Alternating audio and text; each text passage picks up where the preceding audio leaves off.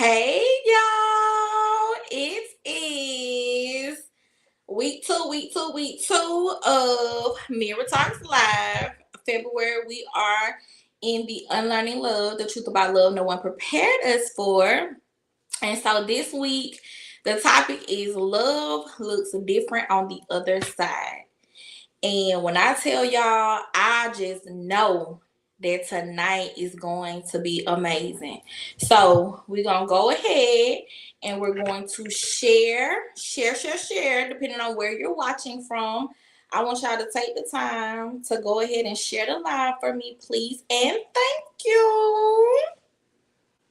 And then we're gonna bring my dynamic speakers up, honey. I got some good ones on here this week. I mean, everybody that I bring is amazing. But I am absolutely ready for this week's discussion. And I'm gonna tell y'all how my guests be telling me that these questions they be looking at me crazy because of the questions, but that's just how the Lord deal with me. I don't know. So y'all take a couple of minutes. I'm gonna bring them up, but as I'm bringing them up, if y'all could please share on YouTube, share out the link on Facebook, share the live. I would greatly appreciate it. So let's go ahead and bring them up. Hey. So yeah, I have this week my big brother and my big sister, the Sands, and then I have Chris is a returning guest, and Danielle is a returning guest from season one. But I had to get my big sis Kalisha on here this time because what y'all don't know is when Chris was on here for his episode, baby, she did what needed to be done for that episode to make sure he was up here and we could hear him and see him and all of the things. And Absolutely. She is just she's so knowledgeable, she's so wise. I know I can talk to her about anything, and she be getting me together too. She be like, "Nah, sis, that ain't it." She get me together real good. So again, I want y'all to tell me where y'all are tuning in from. Let's get this shared out. Let me put this on here so I can see y'all comments because I can't see them. All right, y'all. But what I'm going to do, I'm going to mute. I'm going to let the Sands introduce themselves. Then I'm going to let Miss Lloyd introduce herself. And then we're going to get started. Hello. My name is Chris Sands, and this is Kalisha Sands. And listen, we love our dear sister, and we're honored to be here on tonight to share all the things that God has given us. We're excited to share. We're in Chattanooga, Tennessee, and we love the Lord. And we've been married how long? It'll be 5 years in June. Oh, glory! Hey, Highly holy. Shout out to Chris Martin. Yes. Danielle, please. Yes. 5 years in June. So we're excited, and God's doing some great things, and we'll talk about that, I'm sure, tonight. It's my turn. Okay. Hey, everybody. I'm Danielle. So happy to be on again. Can't wait for tonight's conversation. I am currently in South Carolina, newly in South Carolina from Atlanta. So, yeah, very excited to be on tonight. Let's get into these questions. All right, y'all. So, love looks different on the other side. We have a successfully married, happily, married couple. Yeah. And we have, again, I ain't doing too much talking, but you have two singles on that ain't gonna be single for long. Amen. Hallelujah. Come on. Blow it over here. The Martins love the Sands. Okay. Let me tell you, Martins, I love them. I love them too. I just shouted y'all out. All right, y'all. So what we're gonna do, we're gonna dive into the questions. I do have questions for everyone, and then I have questions specifically for the Sands, and I have questions specifically for Danielle. So let's get into it. The first question. Y'all ready? Yeah, we ready. We ready, child. When you hear the word love, what season of life does it take you to? And anybody can jump in. Danielle, you go first. Yes. Why I gotta do first? Thank you, Danielle.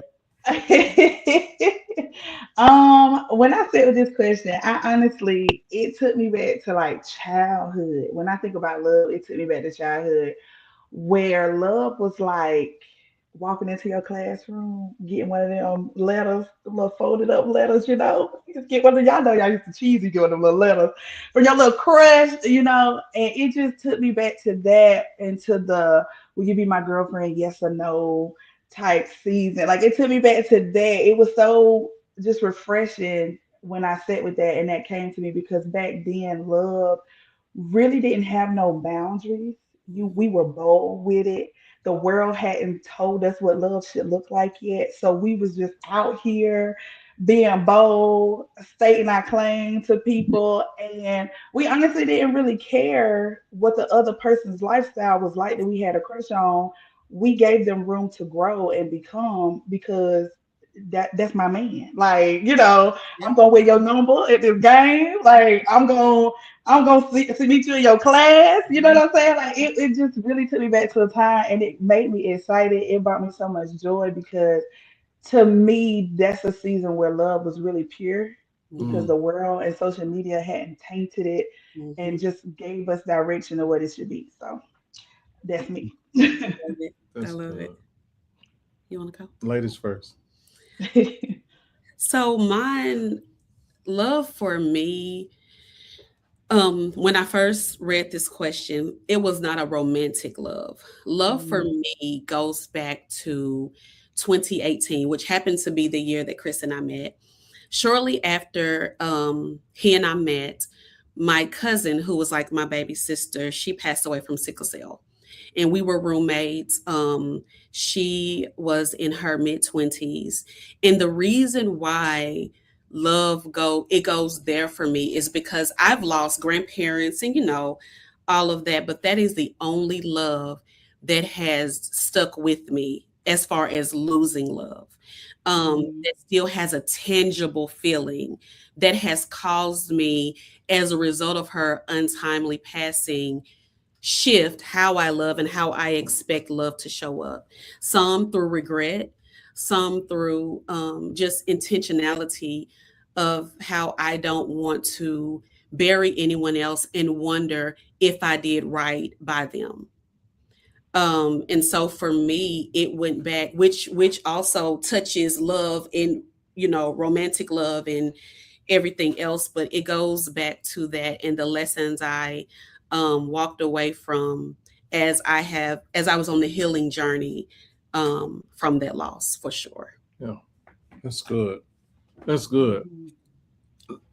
Love for me is similar, and it started around 2016. Like my love shifted because my sister passed away in 2016, and now I started to raise my nieces and nephews, and I began to understand love from a different perspective.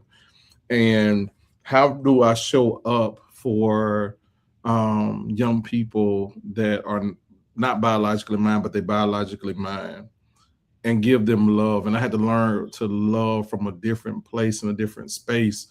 And it showed me that it's not about things, it's about presence. Not the one with the T at the end. It's about being present. And I'm appreciative that my love has really shifted because of that tragedy. Tragedy actually turned to triumph. And I learned how to love through a difficult season. Yeah. Yeah. Oh, that's good. Y'all start. All right. You're hilarious. Okay. So these next couple of questions are for the Sands. Did you change them? Come with Yeah, it. Come these on now. questions. 'Cause these And you questions. know she probably did. Come on, let's go. What surprised you most about love after marriage? Ooh, child. I go first this time. You want me to go first, wife? Yes. Oh my goodness. What changed for me on the other side of marriage is this. I learned to consistently be selfless, and that was challenging for me. One, because of the fact that I just told you, I had to learn how to already be selfless to raise some kids. Now, God has brought me this amazing woman into my life, into my space, in my place. Now I have to learn how to be selfless again to make sure I put her first. So it's been a learning journey. And I'm like, oh my goodness. But I've learned that I can do it on the other side of marriage. Like I've found out more about who I am and how I need to keep things before the Father in order to make sure that he's pleased as well as she's pleased. And I'm gonna tell you this. I've learned new love languages in the last 4.5 years because on the other side of marriage, I thought that they just one particular love language, maybe two. In different seasons, they've shifted. And I learned that on the other side of marriage. That's for me. Huh? What say ye, wife? Yeah. So the question is, what changed for me about love on the other side of marriage, correct? Yes. Yeah, what surprised you the most? Oh, Yeah, surprise. same. Oh, okay. Mhm. What surprised me the most? What surprised me? Now, you always, as a single woman, I would hear marriage is work and marriage is this and marriage, not necessarily negative, but that it's intentional. What surprised me is how intentional and how much of a daily decision love is. Love is a choice. And when you're married, love is a commitment, right? And when we were younger, I don't want to tell my age, but, dangerously in love and all this stuff, they were songs and they were hits. But the truth is, real love and authentic love, as we believe the Lord has ordained it, is not dangerous. It's not that you fell in love. I made a decision. And what surprised me is how many times, we talk in our Christian journey. I don't know love outside of God, so we're just going to go there. We talk in our Christian journey, how many times we have to give God a yes, right? Well, the way marriage and my relationship with the Father mirror that, I have to give Chris Sands a yes multiple times. He was late today. I'm just gonna put out there, he was late today. And I told this man of God, yes, you did, that he was gonna be late. I said, if you do this, you're gonna roll in here at the last minute and I'm gonna have an attitude. And love is knowing what's going to happen because you have an ear to the Father. I already knew what was going to happen.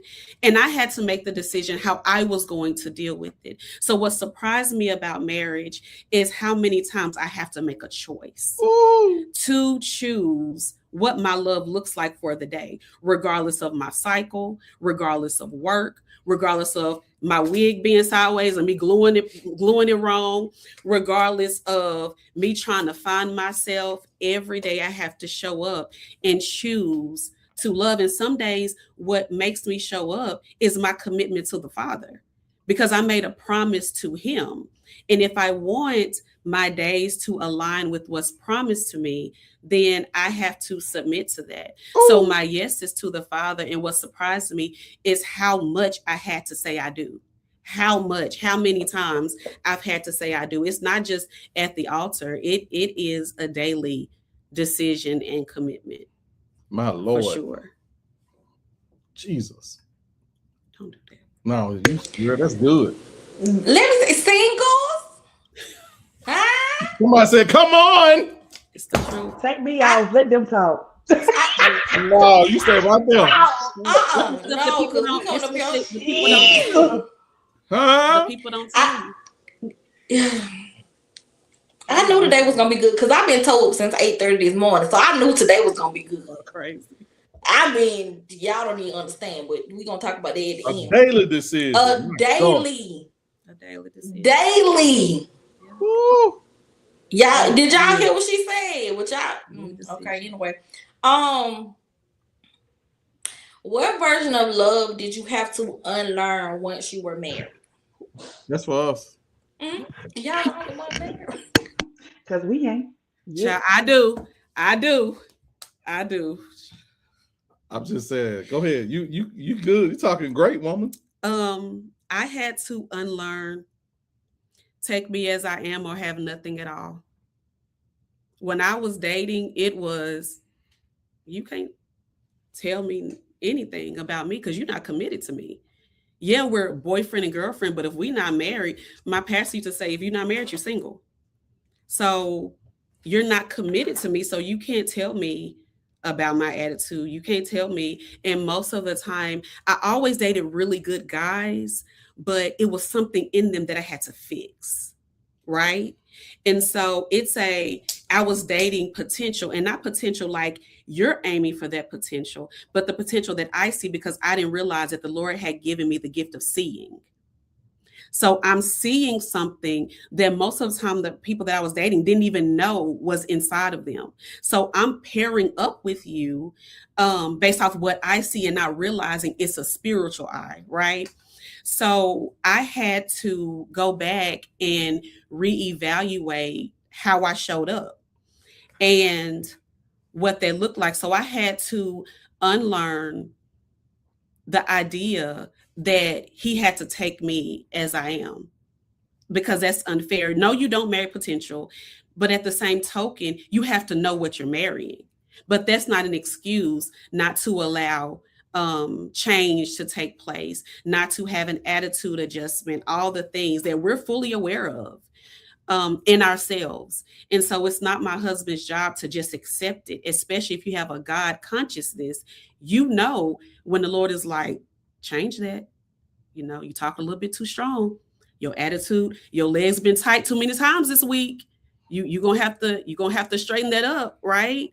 So just accepting the fact that he doesn't have to just take me as I am. He made a commitment to love me, but how I show up determines the challenge he has in loving me. Wife, you're talking good. Go ahead. You're talking good. Now, what was the question? Because that was good. Tell me the question again. What version of love did you have to unlearn once you were married? One version of love that I had to unlearn when we got married was there's no cookie cutter way to do love. I'm gonna give you an example of what I mean. You know, I was always taught to be the provider, and you know, the man supposed to take care of everything in the house, and man not supposed to cry and show emotions and all these things. When if I didn't unlearn those particular dogmas or ways, we wouldn't be together today, because marriage is not one-sided. And when you think about it, we put gender specific roles on two people that's not cookie cutter. And that's not fair. That's not fair to my wife, nor is it fair to me. And we had some conversations around this because you know, people say happy wife, happy life. The devil is a lie. She could be happy all day and I could be miserable, and I could be going to my grave with stuff holding against her because of the fact that I'm just trying to make her happy. That's not fair. So I had to make sure that I unlearn those things to make sure that we're both are healthy. Because if we're both healthy, then the house is going to be healthy, you know, and we'll be able to do the things that we're called to do because of the fact that both of us are mutually taken care of and not just one particular spouse. So I had to unlearn all of that bad rhetoric. I had to unlearn all those methods. And here it is. And this was something I also had to unlearn. We got married on an I do, but I had to learn how to say, how do I do this with you? Because marriage to Kalisha is not married to the refrigerator. It's not married to my mama. It's not married to my kids. How do I do life with Kalisha Sands? So that's what I also had to unlearn, because my idea of marriage and my ideas of what I've already dated is not who I have in my marriage. So I had to unlearn all of the things to be consistent to who God has called me to in Kalisha Saints. That's good to me. I don't know if you saw last week, but that was one of the things. Mhm. Um, my best friend was talking about how, she was prepared to be a wife, and she was taught to do all of these things that her husband don't even like. Yeah. So she had to learn how Mhm. to be a wife to her husband, Yeah. not just being a wife. Facts. Cause she cooking these 5-course meals, and Joe be like, I just want a taco. I just want some chicken. I just want And some then hot you dog. offended. Then you offended. Right, because you Yeah. done did Oh, all that this word. in the Yep. kitchen. And Yep. he's like, but I don't require that. Yep.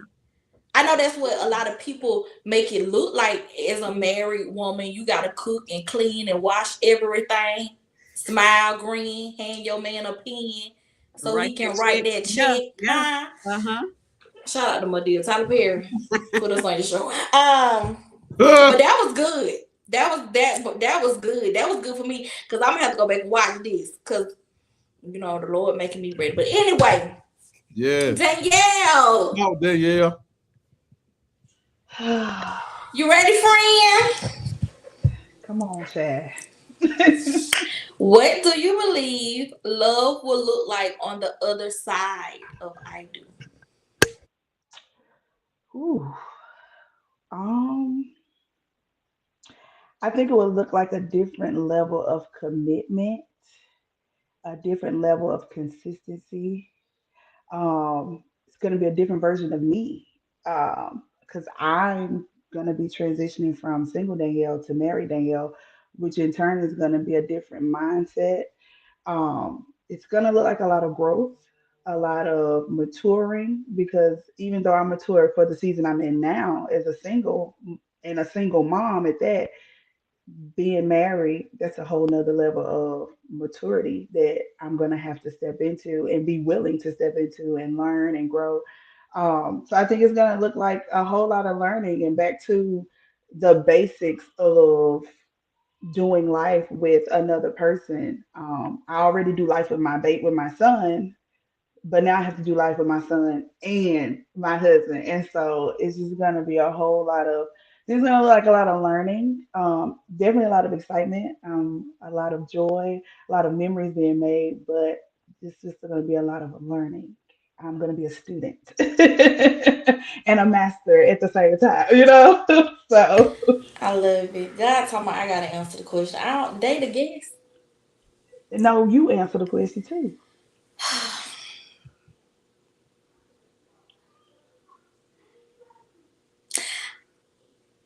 I think it's gonna look like another level of submission and surrender. But what I really feel That's good. is the Lord is taking. Ooh, y'all, Jesus. I've been a mess all day. I would say I'm apologize, but I don't. Um, because what I'm learning in my obedience to God in this season, it's another level of surrender and submission I'm giving to God. But here's the Mhm. thing: if I cannot surrender and be submitted to the Father, there's no way that I Can't could be trusted. adequately be Mm-mm. submitted to my husband. So Mm-mm. I believe that this season,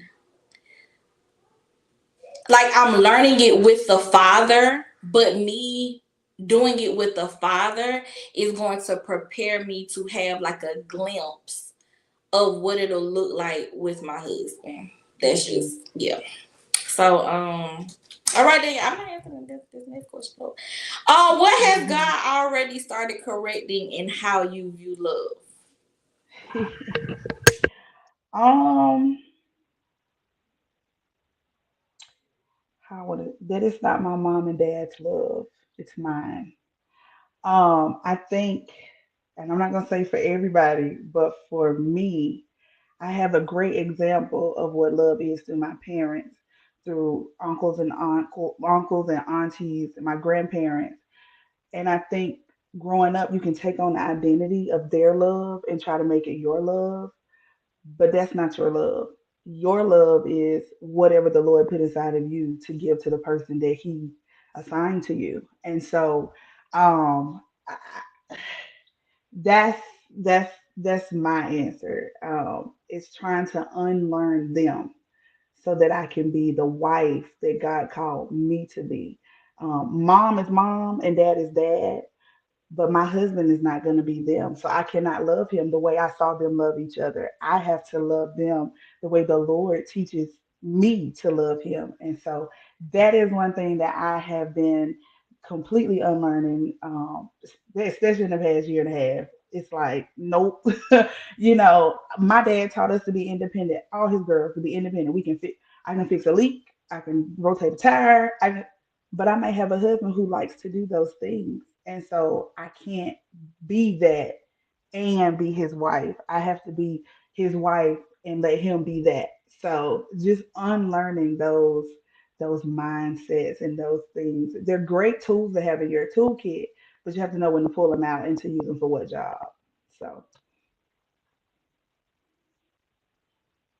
Mika, My please. girl is back, y'all. Mika, Oh, I was we just waiting gonna for play. the I gotta short. show Mika in the comments because my girl was down last week, but my friend Ooh. back, so I just had to put her in the comments. Lord Jesus. All right, I have to answer. This is me being my most transparent self. Because I cannot expect y'all to be transparent and I don't be transparent, but I think one of the things that the Lord is correcting in me, I don't have to settle for struggle love. Ooh. Like I've been conditioned Yee. to think that struggle love is normal and it's not. And it's not. Mm. And a couple of years ago, well, y'all gonna have to come back on the 26th to hear my testimony because I'm gonna tell my full testimony about why I walked away from my engagement in 2021. But when I was engaged to that man, that was the most healthy relationship that I had ever been in. It was not birthed out of toxicity. It was not birthed out of sexual relations. It was not birthed out of none of that. It was like a God ordained thing. But free will is a thing. But we'll talk about that in a couple of weeks. But anyway, it was so good that I kept trying to figure out, okay, when is she gonna drop? Like he too perfect. He too nice. He too loving. He's too considerate. He's too consistent. Because all I was used to was struggle love. All I was used to was a man being consistently inconsistent. All I was used to was a man wanting me for my body. And so the Lord in this season is like, you don't have to settle with that. Even when the world, because y'all, and I say this because y'all be taking them 30-second clips. Even the church has normalized, well, if you can't weather the storm, then it ain't worth it. I ain't gotta go through no storm to know that this is my person. And I'm not saying that we don't go through storms, but why do we have to normalize always having to go through something traumatic to know that it's real? Like, because that's not the love that my father gives me. The love that my father gives me is not traumatic. The love that my father gives me is not filled with toxicity. So why do we normalize having to go through all of these rough patches in the beginning? And again, I'm not saying that if you go through these things that that's not your person. I'm not saying that. But what I'm saying is if you don't go through it, are we still saying that it's not love for real? So like for me, like just unlearning that I am worth being chosen. I am worth being pursued. I am worth somebody being intentional about me. When in prior seasons, I guess you could say I let a lot of stuff slide simply because I desired to be with somebody. So that's what I'm. All right. So this is for everyone. What expectation about love didn't survive real life? Come on, Danielle, you already off mute. Wow. Ooh. What expectation about love didn't survive your life? Okay, I'm gonna say this. The whole, how do I say this? So once upon a Valentine's Day, this guy did the whole decorate a hotel room, all the things, 15 different gifts in there, all that stuff. And when I walked into the room, I did not know he was doing that. When I walked into the room and I saw all the things, I felt completely empty standing there looking at all this stuff. And in my mind, I would have liked to have thought, I would have been like, oh my God, this is so cute. But love was not stuff for me. It was not that. It that didn't meet the expectation in real life for me. Um, it was just like, okay, but what else? Like it just wasn't.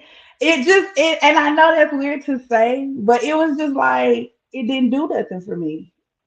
And it's not that I didn't appreciate the money spent, the time put into it, the creativity, but it was just like you go on Pinterest and you go on Instagram, you see guys doing that for girls all the time, and you're like, oh, I want that. And then when it finally happened, I was like, this ain't what I thought it was.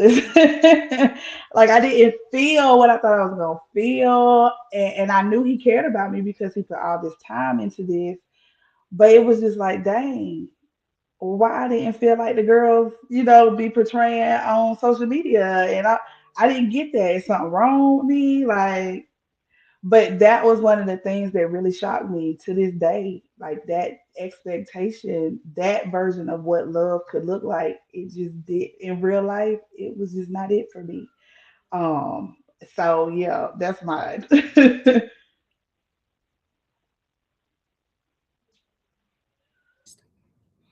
Well, that was good.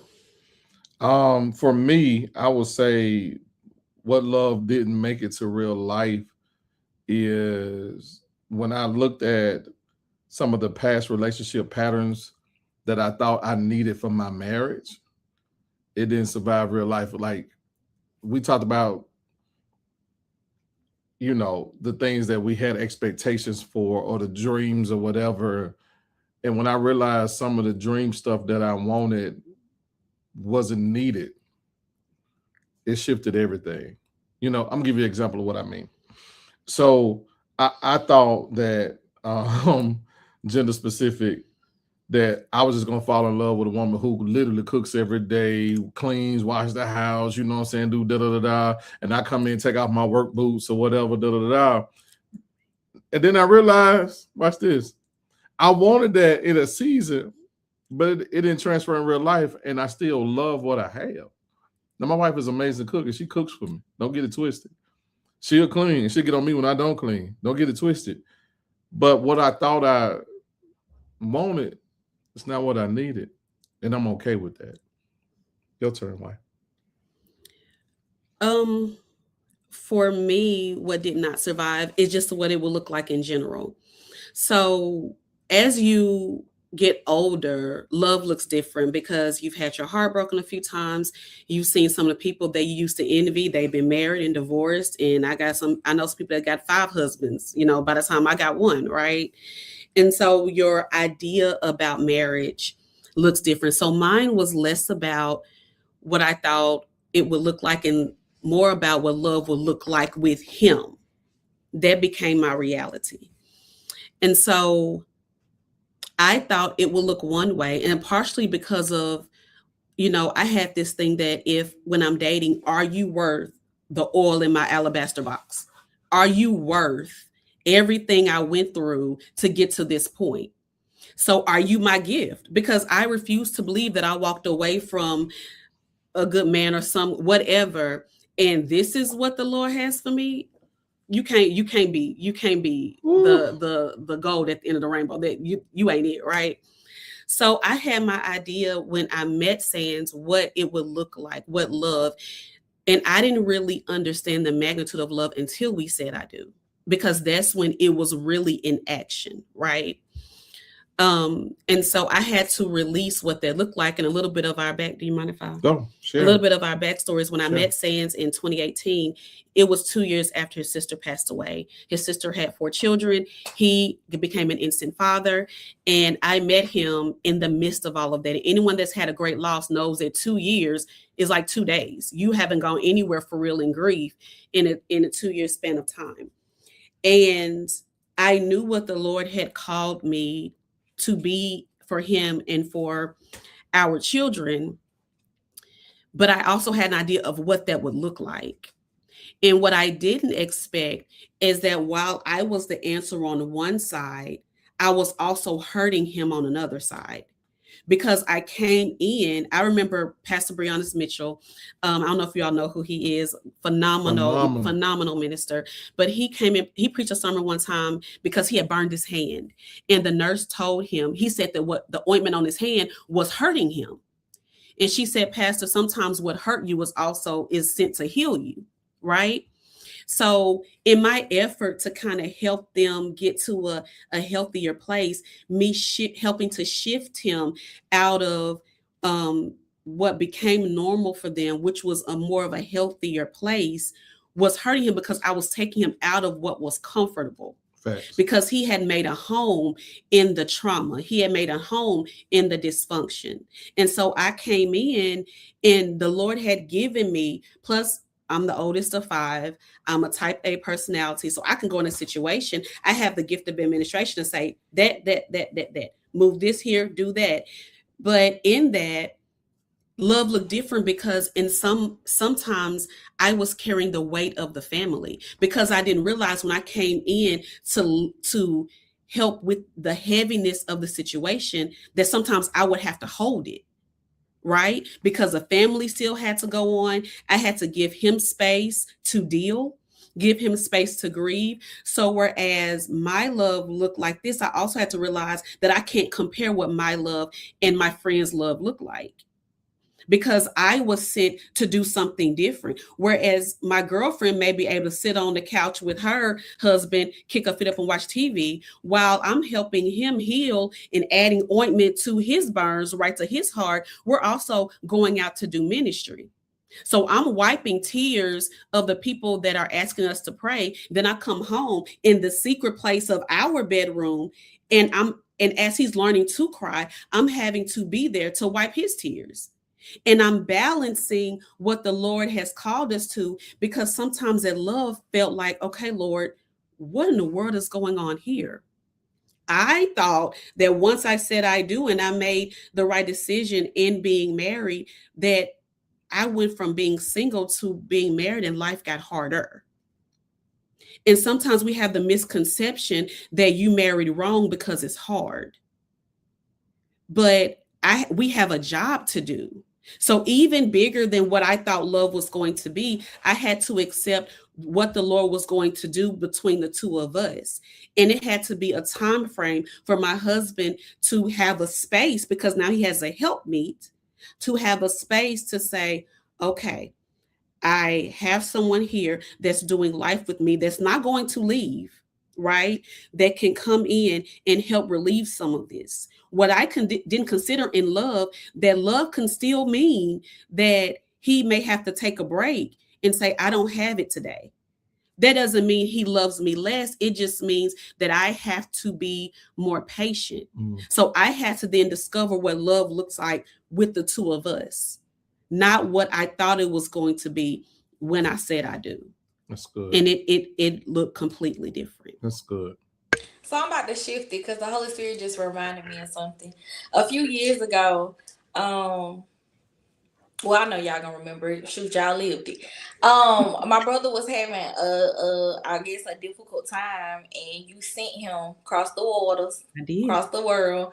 Can you just speak to the women to that situation where you knew in that moment he needed something, but you could not provide what he needed in that moment? So a part of the selflessness that, and those of you all who are a spouse to someone who's lost someone and it was a big blow. I came in, of course, 2 years later, but I recognize, because I had to sit at the feet of Jesus. Like, there are things that I'm not going to ask his mama about, because before he was placed in his mother's womb, someone else knew him. So there are things that his mother doesn't know. So there are things I had to go to the maker of the maker and say, okay, Lord, what is this? Because of some things that he couldn't give language to. And it's some things the Lord had to say to me, this is what's going on. That I had to say, okay, Lord, what do I do? Because I can't just say, what's wrong with you? Right? Because he doesn't know. He knows the reason, but doesn't know kind of how to maneuver through it. So it's also important when you're preparing for love. The Lord had me on preparation as I was getting ready for this, and I'll touch on that later. But the preparation of love is to have a community around you that can also carry the weight of that love that you desire. So he has a best friend who treats me like a sister, and I recognize their friendship. And there'll be times where I'm at the house with him and I got my hair in a bonnet, I'm sweeping and all that. He got on the phone with his best friend and he and ha-haing it up. What's funny? Because I'm sitting here in the living room with you and I'm doing the work and I'm braiding hair. Well, twisting hair because I can't braid. Twisting hair. I'm helping with homework. And then you talk to this man and you excited. And I had to pull out the jealousy that I felt creeping up in me, because I'm in here with you. You know, I'm ride or die. He all the way where he is, and he's not in the trenches with you. But I had to recognize the power of friendship in that. And so what I said was, okay, I'm going to send you to where he is. What you need, I can't provide. That's not anything against me. So I'm going to call your friend and say, hey, he needs some God time. There's something that he needs that I can't give him. But there are also things that I can give him that he can't. Hello. And so I do what I'm supposed to do.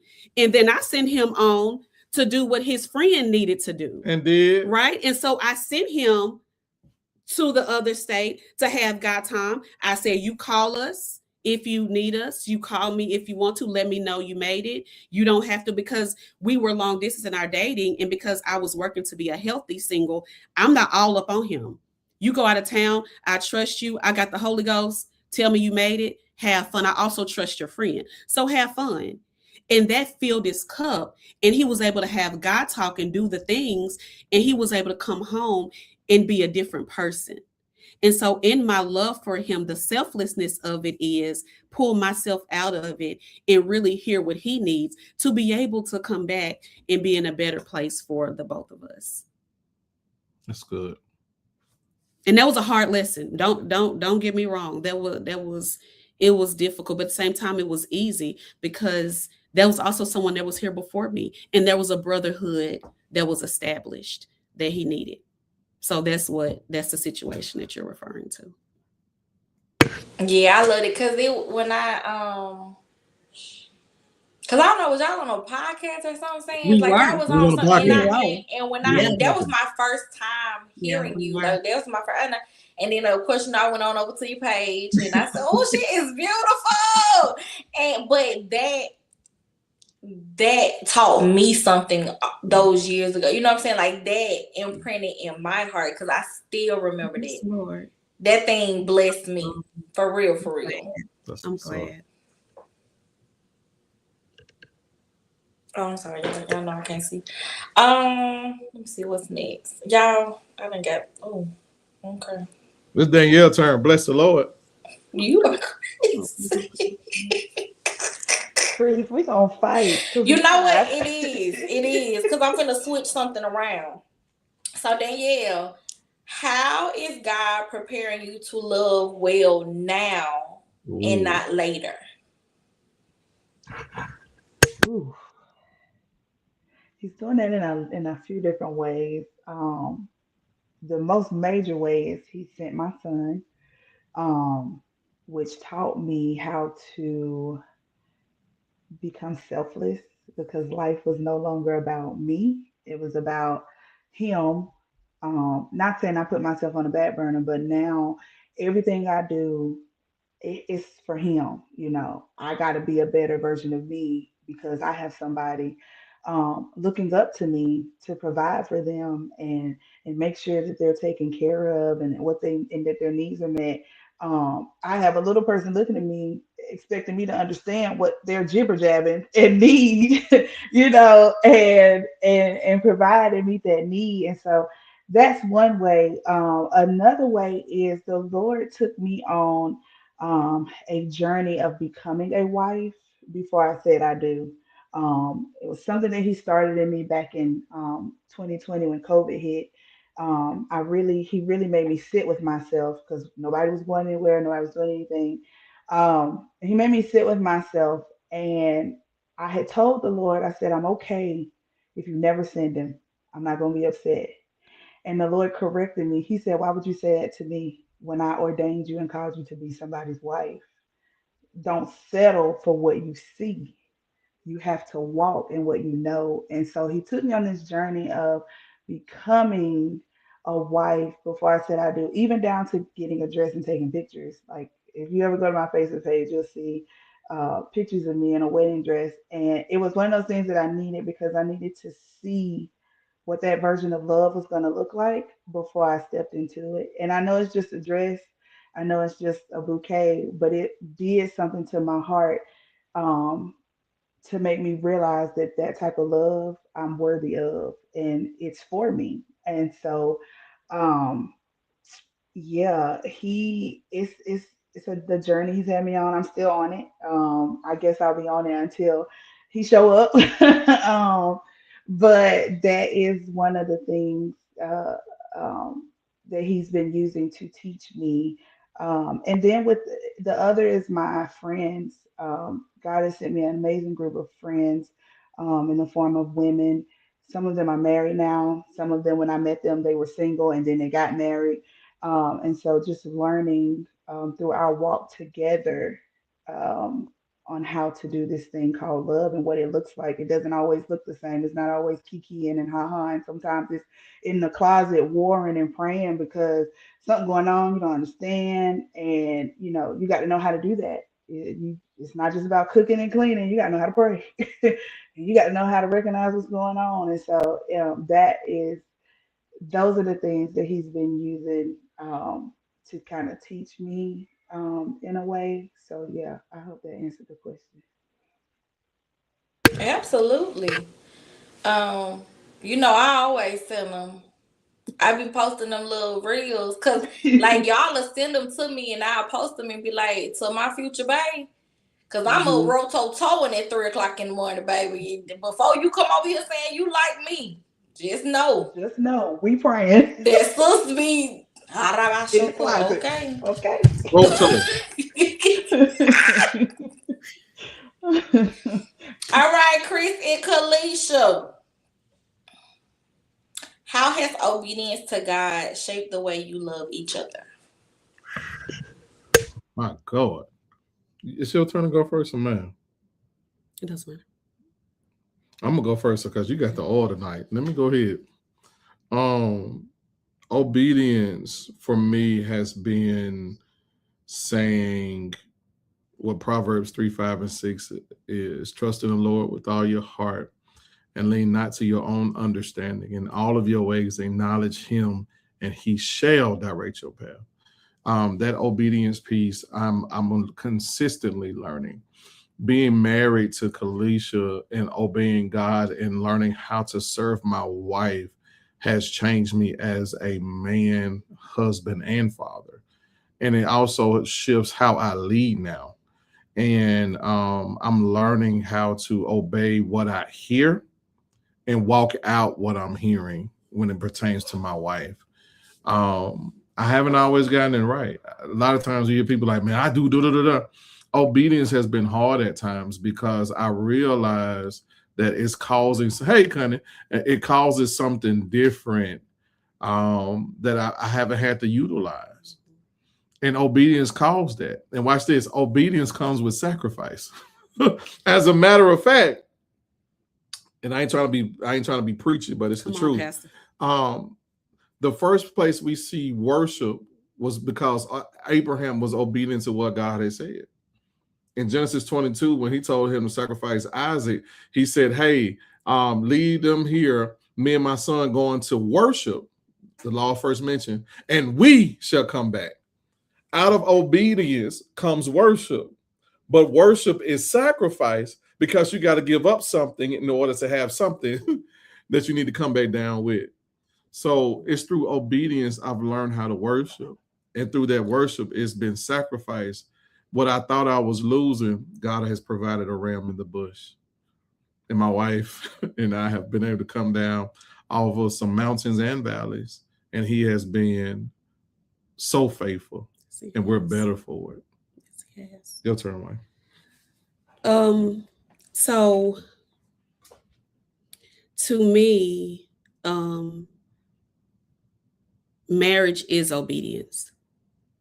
So it's because it's, like I said, it's a daily decision. That's where my obedience lies. So I've realized that I cannot be the wife that the Lord has called me to be if I am not obedient. And I know how to do that through my obedience, right?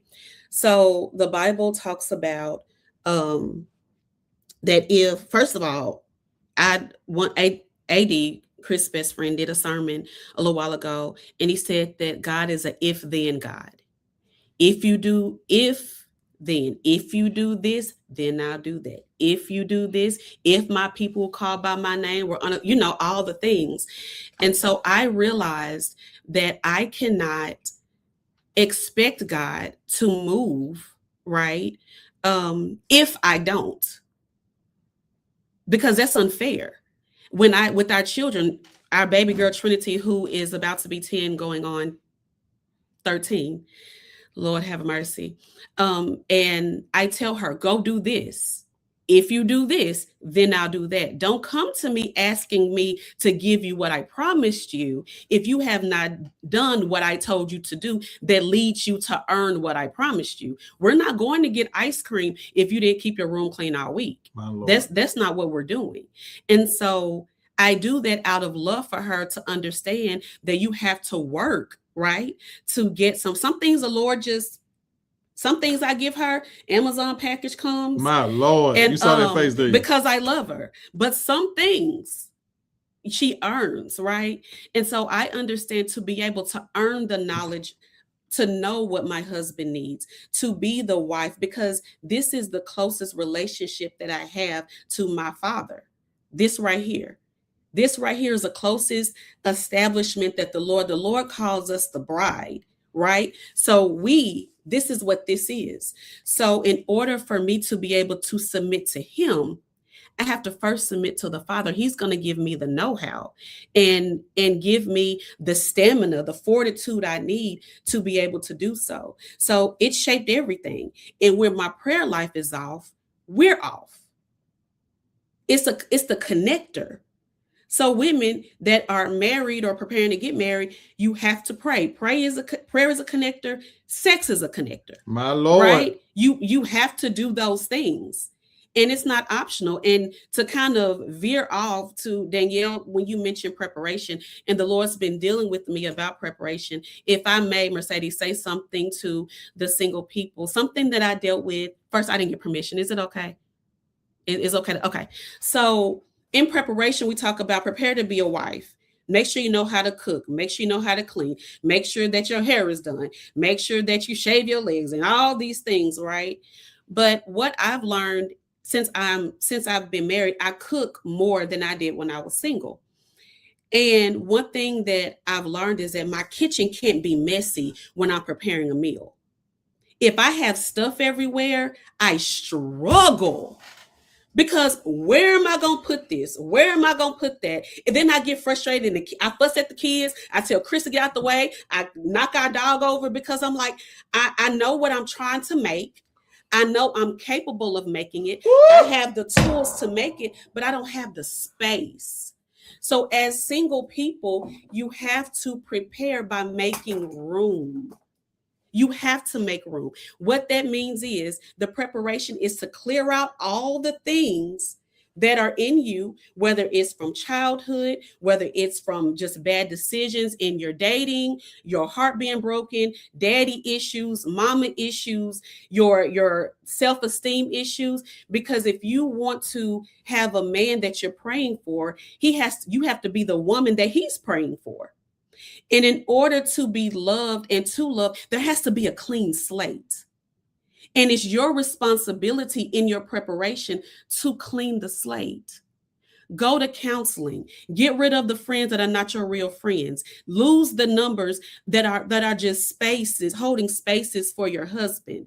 Because if you don't, when that commitment, when that man comes, you don't have time to do that when you're getting married, because now I have taken on what you have and then what the Lord wants us to do together. You can't be like, okay, hold on, let me deal with this. Because when you do, it takes away from the time to invest. So prepare fully. Your mind, your body. The Bible says for us to be whole and to be healthy, mind, body, and soul, spirit. That's it. So we have to do that, and that's being intentional in your singleness. Clear the path. In order for that meal to be real good, you need a clean kitchen. And then you can get what you went in there to then have. And it won't be that it's not his job to clean me up. It's not his job to deal with the residue of my disobedience. That's not his job. If I am a woman of God, and that's the only people I'm talking to, that's all I know to talk to, the women of God, you have a responsibility. So that when that man comes into your life, you can identify him, because the noise is gone. Because he may not look the way you think. He may not be as tall as you think. He may be bald and you want curly hair. He may have a fade and you want dreads. He may need braces, whatever the case may be, right? But you have to be able to hear what the Lord is saying and hear his voice clearly. The only way my kids can hear me clearly is if they're paying attention. If I say something, they say, what you say, is because you're not listening. You're not listening because you're distracted. Put your stuff down, look me in the eye and hear what I'm saying, because I have instruction for you. Make room so that the Lord can answer your prayer. Then you can wait well, because ultimately your responsibility is to be the woman or the man that God has called you to. This was not my prize. This is a part of my purpose. Lord forbid the Lord take him. I still have a job to do. Because when I go to heaven, he's not going to be beside me. The Lord is going to ask me, were you obedient? And I have to do that outside of these bands on my finger. I bless the Lord for them, but it added a different layer, an additional layer that I had to have a firm foundation in before I had the capacity to carry the weight of being Mrs. Sands. So that's... You're teaching good tonight, wife. Make room. Kalisha, my mama said, preach, preacher. Make room. That's all I'm saying. Make room. Child. Just make room. Child. You see how she trying to say I needed braces? Did y'all catch that? No, I want to talk about I know, but I need a braces. I'm just playing. But y'all, I'm not gonna say that. But make room. That's all I'm saying. Whatever that looks like. A whole mic drop. Make My room. God. That's good. However that is. Anything you want to. I think Mercedes about to say something. To the singles. Oh, you talking about to the singles? Oh, she got that mama voice. Oh yeah, she got the mama face on. Yep. Go ahead, girl. I'm done. Oh no, that was good. I'm letting that breathe a little bit, cause now the episode for next week, I was like, Lord, I think I should have did this one next week, because Valentine's coming up, and I think the one for next week is really gonna probably have some people breaking up, just for real. But as my good sis just gone ahead and interjected, we could have left it how it is, because I need y'all to ask some questions. I know the dinner gonna be cute. I know you want to get dressed up. I know you want to go to a fancy restaurant. But is it worth you delaying what the Lord really wants to give to you? Is it worth it? But you know, who am I? Now we need in person. Wait a minute. They talking about we need in person. Y'all, let me get the virtual one together first. Now I'm finna switch this up. I'm finna come down that Yale Street. Mika, please. Please get up. Because I want the sayings to go last because I know it's gonna be a preach in that thing. Jesus. So my sister girl, what expectation might be rooted more in fear than in faith? Mm. What expectation? And before she go, I want y'all, like, I know I'm asking them the questions, and y'all, every person that I have sent these questions to, beside I and me, when I send the question. Cause she be doing the most. But it's literally for, I want all of us to be healed and be whole in this season. Like when I tell, no, I ain't gonna say that because that's gonna take me another way. So go ahead, sister. Um. What expectation? I think for me, this is being transparent for where I am right now. Is he gonna see me? Because and like Alicia said, I can only talk to the women of God. Because if you're a single woman of God, you're prepared now. And God don't just let him pop up and you weren't semi ready for who shows up. And so in your preparedness and getting ready, you get a glimpse of who he may be, what he may be like. And it's the fear of, but is he going to see me? I see him, but is he going to see me? And God, if he doesn't see me, are you going to still honor the desire of my heart and allow me to be a wife? And so that is something that daily I have to keep before the Lord because I don't want to operate out of fear in that question and in that thought process, but it's there because I have so many friends and I have so many family members that's in their 60s, in their 70s. They ain't never been married. They missed the one you sent. I don't want to do that. But what if he see me and decide not to obey you concerning me? Then what? Are you gonna leave me out here to dry, or are you gonna send somebody? Like that's that's mine. So And you think you slick for doing it because you knew when you no, did that it was gone. The Lord was no. gone. You knew what you was doing. It's cool. It's So cool. baby, I volunteer please. tribute. So with what Daniel again, come back on the 26th to get the full story. Cause y'all think y'all sleep, but y'all not. But we're gonna talk about it backstage. So with the question that Danielle just asked, and for the woman who has that same question, like, Lord, will he see me? And when you tell him that I am who I am, and he decides not to obey, what's gonna happen to me? Mm-hmm. And baby, I'm 6 years of What's gonna happen to me? what's gonna happen to me. Thriving. Y'all remember that show 13 going on 30, 30, Mm-hmm. 30 and thriving. You're going to thrive because as my sister said, she has purpose outside of them bands. Mm-hmm. You still have to do what the Lord calls you to do, even if the one, and I'm not talking, can I say this, guy? And I'm not talking about the people that's delusional. I'm talking about the ones that sure enough know Mm-hmm. that there has been a confirmation of sorts. You know what I'm saying? I ain't, y'all know the Come on saints back, be mother.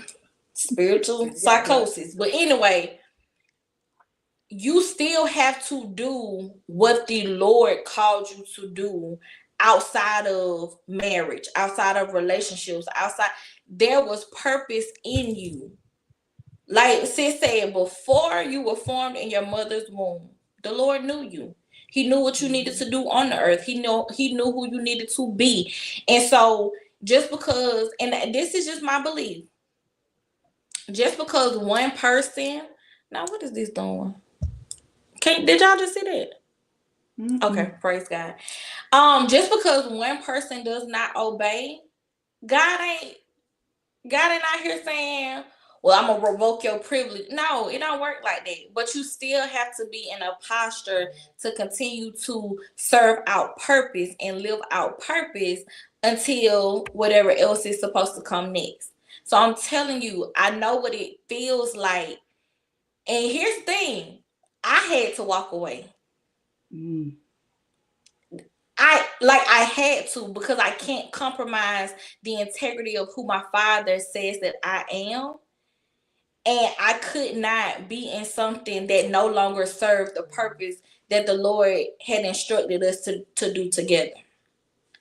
Because all it takes is one person to make a decision to make it misalignment from what it was supposed to be.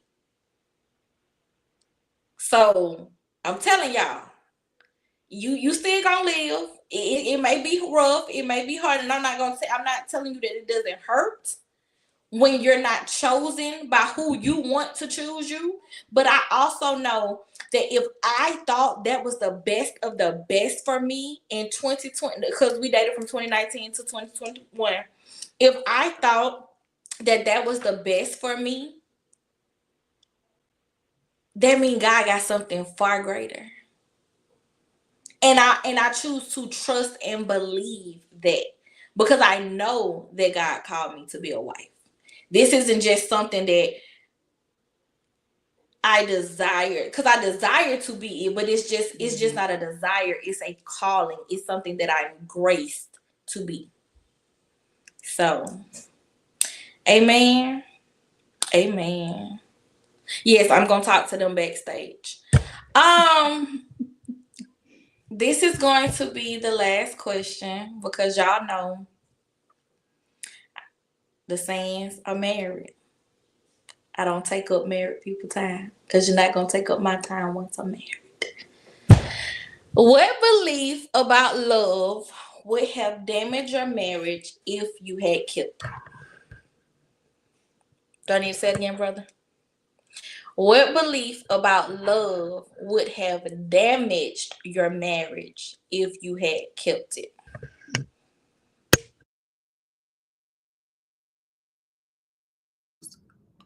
That's a good question. You want to go first? I'll go first. What belief would have damaged? Say it one more time, sis. I missed it. Because I wanted to speak to what you said earlier, but go ahead. Well, do that first, and then I ask it again. Ask the question, because I'm going to tie both of them together. Okay. What belief about love would have damaged your marriage if you had kept it? So I want to deal with what Danielle was talking about a few minutes ago when she was talking about the fear piece. I want to say this, and this is not just for Danielle. And a lot of times when women talk, you all talk to each other. You never hear the other side of the perspective from a male's perspective.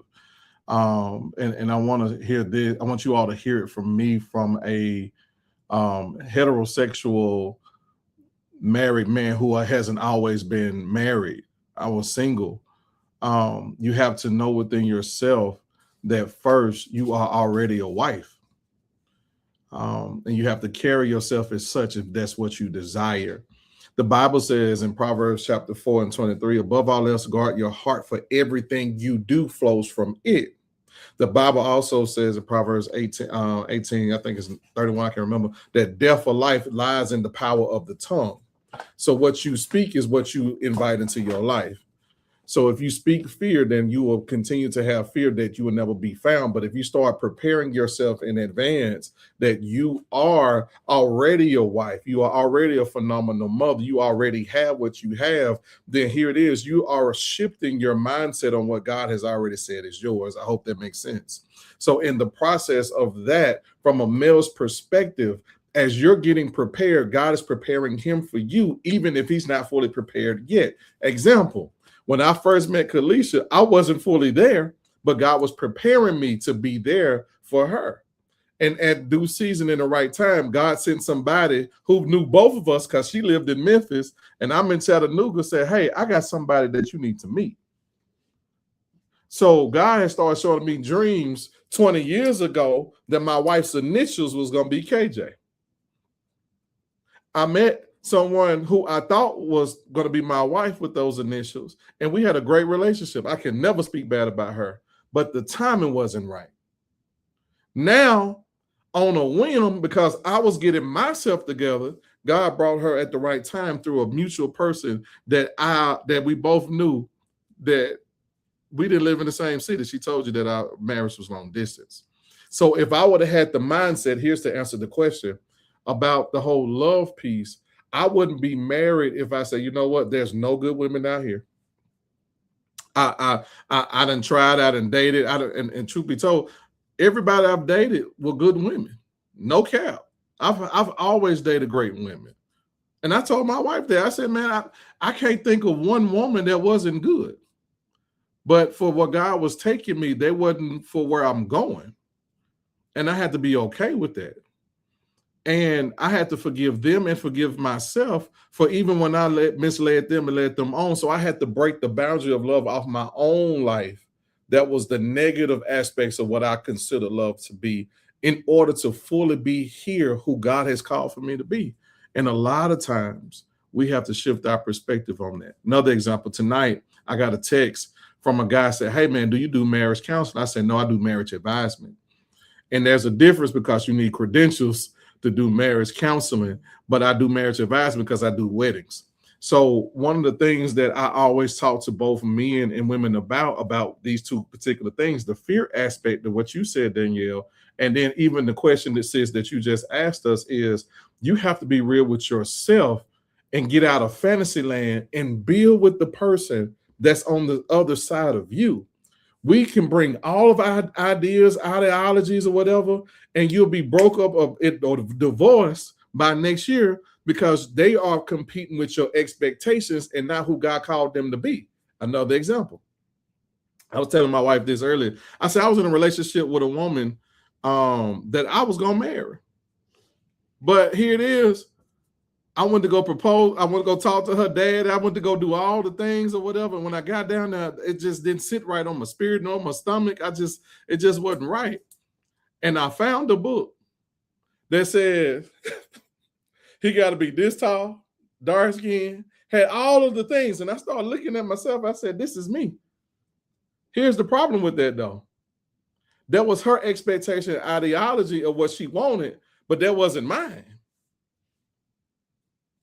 Plus, our views was a little different on relationships with God as far as our denomination, which made it difficult because my mama cooked with pork and theirs don't at the time. And I was like, wow, God, this can't be it. You follow what I'm saying? So I'm saying all that to say we have to get to a place where we have to get everything out of our minds and clear that stuff out to say, God, let me become the husband or the wife now that I need to be. So when my spouse comes, how do we need to build off of each other? What is your love language? What's your non-negotiables? What are your expectations? What can I do to learn to love you more? And then here's the key thing. Me and my wife been working on this. How can I outserve you? I'm learning that. I ain't made it yet because she's been winning lately. All right. She's been winning lately. But how can I outserve my wife? I got straight off the road today. She told me her ankles hurt. I stopped everything I was doing and started rubbing them ankles. Before they had this, they did a little celebration for me tonight. Before the celebration, I was rubbing my wife's ankles straight off the road. So what deposits can I make since I've taken withdrawals? I'm sorry. Go ahead, wife, your turn. Before I get to that, just speaking, I saw someone else said that I'm afraid to be in a relationship again because I expect honesty and loyalty. So the Bible says that the Lord will withhold no good thing from those who walk upright. Yeah. If then walk upright, he won't withhold. Walk upright, he won't withhold. Walk upright, he won't withhold. Walk upright, he won't withhold. That's not perfection.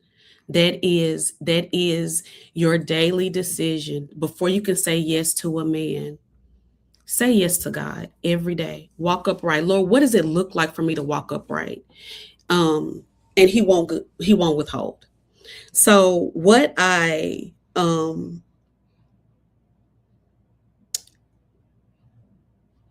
I think for me, it was that because he loved me, then this will happen. Because he loved me, then he'll do this. Because he loves me, he'll do that. And that goes back to your question, Mercedes, of what belief about love would have damaged your marriage if you had kept it. So something, a scripture that I kind of struggled with in really accepting is that love covers a multitude of sin. I always just, me and God, love covers. But I had to ask myself, what does that mean in marriage? And when you first think about marriage, it's like, well, because he loves me, then if I ask him to do this, he'll do it. If I ask him not to do this, he won't. And that is a part of it. But I had to learn that when it doesn't happen that way, when it's not the cookie cutter love that he spoke about earlier, what is my response? You know, you have this the friend or whatever that you can give that can give you honest marital advice. I don't get married advice from single women, but I do have maybe two that I talk to. But what the Lord is dealing with me in, how do I leave him uncovered in my own mind? Is he uncovered in my mind? Because then that reflects how I treat him. So in his journey of healing, we've had a lot of ups and downs because of some things that he had to work out and reconcile with the Father. And some of that sometimes left him unable to meet my needs as far as my attention. And, you know, he's a minister, he does things for the city, we have children, all the things. And sometimes I'm like, Lord, well, he doesn't see me. He doesn't see that I'm here or the things that I need. And I had to wrestle with, but right now, in you being his help, I need you to do this. I'll take care of you. I see you. I'll take care of you. And because I withhold no good thing, I promise you that he's going to come around. I promise you he's going to come around, but you have to make sure that he's covered in your own mind, because him being uncovered in my mind, as in me lashing out and me being upset with him and all the things, was not helping the person that I was sent to help. So I then had to change my belief in what love in action looked like when the things were not the way I thought they should be. And from that, then, because as he said earlier, out of the abundance of the heart, the mouth speaks. Baby, I can snap you up. I don't have to use no cuss words. I listen. And I had to recognize that the reason why I'm responding this way is because in my heart, I've left you uncovered. And so that is why like a Bible's like a dripping, what is it? Faucet. Dripping faucet. Yeah, so that's what I had to just kind of even now still, because he's going to mess up. Yeah. He's going to mess up. But what happens when your husband falls short? What do you do? Because you have the right to feel how you feel, but what do you do with that? And what you do with that determines what comes out of your mouth and your actions. Then that leads you right back around to your obedience. Are you being obedient to what the Lord has called? Am I being obedient to what the Lord has called me to be, do, and say? That's good. Why? Oh, that's good to me. Single women of God. Because again, that's all I'm talking to. Get you some married women of God. Mm-hmm. Yep. In successful marriages, healthy marriages, happy marriages. Yes, Lord. Because I just want to share this. A couple of months ago, the Lord allowed me to talk to my sis on the phone for a good little time frame. And I shared some things with her. And she was brutally honest with me. And she was like, nah, sis, that ain't it. I asked first, though. I before I went into the jugular, I said, am I listening, or do you want my She real did. She did. I did. I did ask. And she saved me a ton of heartache. from being honest. You got to get you some people that ain't no yes men. You got to get you some people that hear God for real. Because the funny part is the Lord had already been dealing with her about the very, and here's the crazy part. What I initially called her for or wanted to talk to her for wasn't even about the thing that we ended up on the topic about. But the Lord had already showed her. And I prayed about that thing and got swift confirmation. And it was one of them things where she literally saved me months of wasted time, heartache down the line toward, you know what I'm saying? Like, and I'm appreciative of that. So again, women of God, you get you some yeah. I don't know what to say. Just get you some. Get you some of that in your life. Cause yeah. But I thank y'all. This has been absolutely amazing. One of the last things the Lord told me concerning this, because I don't know what it looks like on the other side. It hasn't happened for me yet. Close to it, but it's like the plate was put in front of me, and then it was like, nope, it ain't time for you to eat yet. But the Lord told me that love doesn't come easier on the other side; it becomes clearer. Mm-hmm. And so, my prayer is that tonight, whoever's gonna watch the replay, that if you are already married, that you see and take these questions and you answer these questions and you be intentional about being honest. Because the thing is, when the Lord gave me this, I didn't know what this was, y'all. I was just being obedient. But the Lord kept telling me, I'm sending you out to ask the questions that other people are too afraid to ask, or to ask the questions that the church doesn't necessarily dive into. Because like I say, and it's so funny when I get the responses, because it's almost like if I'm talking now, then I was on the phone with her when I sent them the questions, and she was like, "Ooh," she was like, "Wait." And then I sent them to Chris and Kalisha. Kalisha responded how she responded, and I was over here rolling laughing. And then, like, even all of the other speakers, their response is just like. But and let me say this: this obedience, this what I'm wearing, isn't just a statement piece. This is literally what I'm living, because, and I don't know if I told y'all this, but you can correct me, Kalisha. When I sent her the topic, 15 minutes before I sent her the topic, the Lord changed the topic.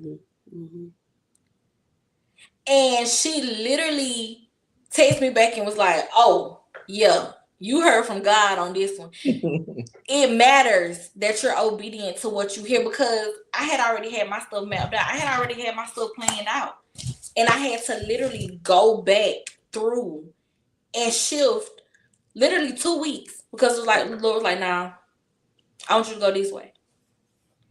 And so, shameless plug, as you can see, these beautiful t-shirts on the people of God, Obedience Over Offense, is my new merch, and it is available for purchase.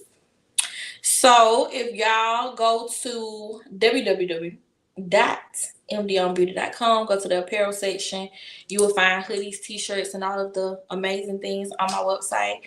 I want us to literally wear obedience on our chest, because I feel like when you see it, you can't help but do it. You can't help but live it. Mm-hmm. And I am literally living an obedient life, like for real. So I want y'all to tell the people how they could connect with y'all. Tell the people if y'all have anything going on, and then I'm gonna get y'all up out of here. I all I have to say is we appreciate you, Mercedes. I have seen growth in you in a short amount of time. And I know how you love the Lord. And I know how you're passionate about doing what he's called you to do. And where I saw someone in the comments talking about 5 years of marriage, like these questions gave us an opportunity to talk about things that we've never really talked about, and has caused me to ask myself questions in where I am just as a wife and as a woman and as a mother in this season. And so as you are planting seeds and as you are doing the things that God has called you to do, don't feel like he's forgotten about you. Because as you are working, and in some days I know you're crawling to walk upright. I know, and I get it. So in all of this, in the money that you're spending, in the things that you are investing, the Lord is the number one person that has a good return on investment. And you are good soil. And we are going to sow into you before the night is over. But please know that the Bible talks about that the Lord bottles up our tears. Yes, Lord. He bottles them. And so the Lord has your tears bottled. In the laws, I don't like to say that God he does redeem time and all the things, but I don't want him to give you back what you missed. He has a new thing. There is no good thing that he's going to withhold from you. And it's not perfection, it's effort. Just like you don't expect your children to be perfect, you expect them to try. He expects you to try and seek him. And I know that this is not easy. I know this hasn't been easy, and to push forward in life has not turned out the way you thought it would. And even in the season now of obedience, and it's fuzzy, but don't you lose hope. You take heart. One of my favorite scriptures that God does all things well. All things. All things. Which leads into all things work together. All of the things work together, and your obedience is going to pay off. And I'm excited about it, having a front row seat so I can say, I remember when. And you're living out the things that you prayed for. Eyes have not seen, ears have not heard. Neither has it entered into your heart what God has for you because of your obedience to the Father. And tonight is an example of how your obedience has paid off. And it's going to be good, girl. It's going to be good. And there is a man. There's a man. Baby, there is a man for you. And this is building blocks. Because he's not going to give you someone that cannot meet you where you are. You're not going to have to pull him out of bed to go to church. You're not going to have to pray and he refuses. You're not going to have to settle for anybody because you're deciding to follow the man. He has a man. Because he said he won't give you the desires. These desires are aligned with his will. Because you're following his will, you can't miss the desires that he has for you. That's good. You can't miss it. That's good. So you take heart that none of this is in vain. Yes. None of this is all of this is falling into fertile soil. And when that man comes, Danielle, he's going to be able to identify because he's doing the work. And if he doesn't identify, if my daughter right now does what I tell her to do, and someone comes and snatches her beats, I'm going to go get her another pair because she did what I told her to do. And if someone comes and snatches that, I'm not going to say, oh, well, no. Out of her obedience, I'm going to give her something better because it wasn't her fault that it was taken from her. If whoever he is misses you, baby, he's not going to miss you. He's not going to miss you. So go ahead and let that fly off somewhere else. Let that fly somewhere else. It's going to happen. All things well. And all things is all things. And God is a promise keeper. Looking at the two of us, God is a promise. If we know nothing else, he keeps his promises. And for the little bit that you have, the Bible talks about our daily bread. He gives you just what you need for today. And that's all you need. Let tomorrow worry about itself. You have your daily bread and you have your daily obedience, and just know that it's all going to work together for your good. That's good. Period. I was looking for a scripture. That's why I was looking down, because I want to give you a word to stand on. Psalm 145, verse 17 and 18 out of the English Standard Version says this: the Lord is righteous in all his ways and kind in all his works. Here's the good part. The Lord is near to all who call on him, to all who call on him in truth. Verse 19 says, he fulfills the desires of those who fear him. Multiple times in here, it talks about the word all. All is a 3-letter word that leaves out nothing. Everything that you believe in God for is in all. Seek him for it, and he'll begin to do those particular things. And the fear that it's talking about in verse 19 is not a fear to be scared. It's a fear of, I'm going to rest in you until you send the right person. I'm going to rest in you as I get my mind right. I'm going to rest in you so I can start working on my finances and clearing out my debt. I'm going to work in you so that, watch this, I can remove the bricks from my heart that let people out, but also then let people in. It's going to become a door. And Danielle, I'm believing that for you. And the man is going to love you and your son. And Mercedes, I'm believing that God's going to do the same for you and your sons. It won't just be, it's a package deal. If you go get me, baby, you got to get all of me. Kalisha got me and my kids, all 4 of them, and a mama. Pray for me.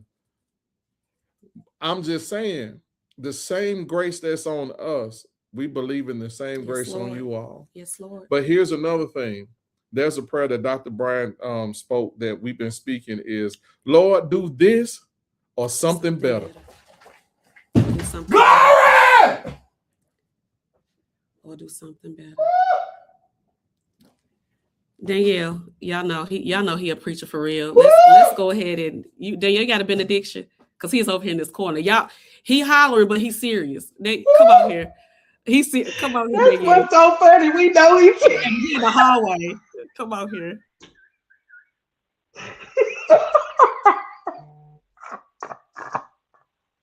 He in the hallway for real. Hallway for real. Lord have mercy. He's not coming back. Baby, he ain't coming back. I have nothing. I'm full. Leave me be. Close us out, Mercedes. Y'all, that's my brother. Baby, and I'ma stick beside him. Is he on the floor? Do he need a cloth? I'm gonna let him get what he needs. He out of here. Do this or something. Or something better. That's good to me. And the church said amen. I done told y'all about having me cry on Al Gore's internet, but it's all right. Don't do Al Gore. Y'all, if you're just tuning in, please go back and catch the replay. Now on Facebook, it's only up for 30 days. YouTube is gonna be up forever. If you have not subscribed to my YouTube channel, please subscribe, y'all.